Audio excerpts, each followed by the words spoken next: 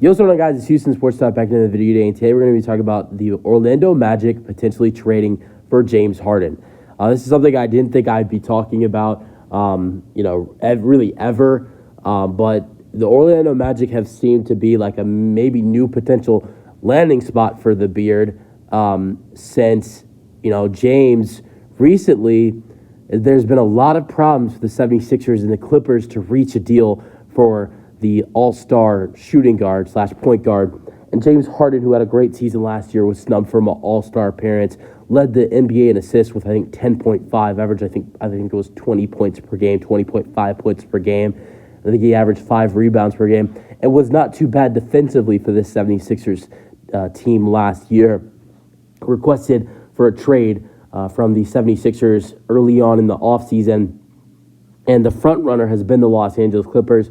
But the Clippers, or the Sixers, want Terrence Mann from the Clippers, and the Clippers are pretty clear that they don't want to get rid of him. Let's go over what a trade would look like to send James Harden to the Orlando Magic and what their team would look like all around if James went to Orlando. So here we go. The trade would be Cole Anthony, Jonathan Isaac, Gary Harris, a 2025 first-round pick, unprotected, and 2 second-round picks to the 76ers for James Harden. Here's what their starting lineup and their bench rotation would look like if this deal happened. At starting point guard, Markelle Fultz. At starting shooting guard, James Harden. Starting small forward, Franz Wagner. Starting power forward, Paolo Banchero. And starting center, Wendell Carter Jr. So solid starting lineup around James Harden and Paolo Banchero, which I think would be a very, very good duo for this Orlando Magic team. All right, here is your bench. Backup point guard, Anthony Black, the 5th overall pick in the NBA draft. Backup shooting guard, I can't remember who the backup shooting guard would be. Backup shooting guard would be Jalen Suggs, who was their 5th overall pick in the 2021 NBA draft. He has been a very solid player. He's not been great for a 5th overall pick, but he's been very solid for them. And then backup small forward would be another one of their top 10 picks, Jet Howard, who they just selected in the 8th overall with the 8th overall pick. I love Jet Howard. I actually grew up, being around Jet Howard as a kid. Believe me or not, I'll tell this story real quick. But so my mom. I'll just say this real quick. Juwan Howard, Jet's dad, played for the Houston Rockets. I live in Houston. I'm a big Rockets fan. I followed James Harden around through his career.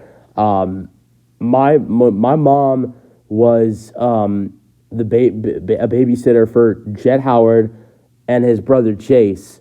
And my mom and Jet's mom became really close friends. And so then once I was born, we just became family friends. We haven't seen them since, I think, 2018. We haven't really talked to them since 2019 or 2020. But I've been around Jet Howard at least 5 or 6 times. But we have not talked to them since 2019, 2020. But he's a great kid. He's a great player. I've watched him up close. 2017, the Rockets played the Miami Heat when he was a coach there, when Juwan was a coach there. Jet had an AUU because he was still young. He was a kid, probably around 13, 14 years old, and I watched him. He was unbelievable. Now his older brother Jace is not as good as him, but Jace is, I believe, is still with Michigan, just like Jet played. But yeah, Jet's a great player. Moving on, your backup power forward would be Joe Ingles. Your backup center would be Franz Wagner's brother, Mo Wagner. So honestly, just looking around that team, they do not sound like a bad roster. Obviously, starting lineup, you got Franz Wagner. I think he's a very underrated player at that starting small forward. You got James at the shooting guard. Markelle Fultz, I believe, is another underrated player at that starting point. Not the best starting point guard, but I think he's a very solid player, especially at the point guard position. And then you got, of course, Paolo Banchero. I think that's going to be something for James he's going to have to get used to. And I know he's gotten used to it with the Joel Embiid for the last season and a half. But James likes being that number one guy I know Paulo's young. He's only in his second year, but Paulo's going to be that number one guy, even with James Harden in. I think that's something James is going to have to understand if he joins the Magic, is that he is the number 2 option. Paulo is the number 1.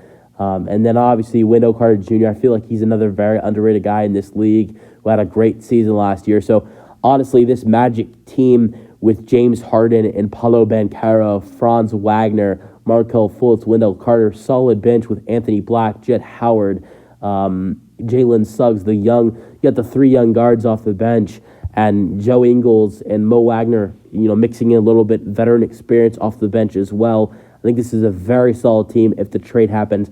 I see them being a 9 to 7 seed if this trade happens. I doubt the trade happens. It's a definitely great package for this Philadelphia 76ers.